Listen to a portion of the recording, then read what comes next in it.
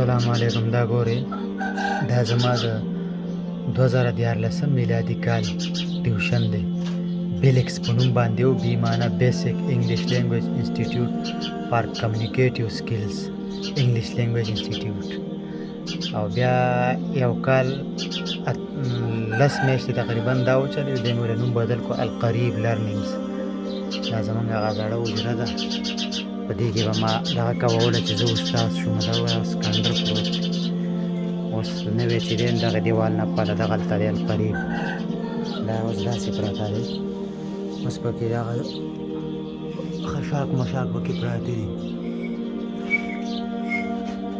اوس وخت یې تېر شي، اور یو وخت دلته به ما سره 48 شاګردان به راسره ناست وو. دا میدان به هم دا کوتل دا اوس کوڅه ده، دا آبادي نه وه شوې، دلته غټ میدان و.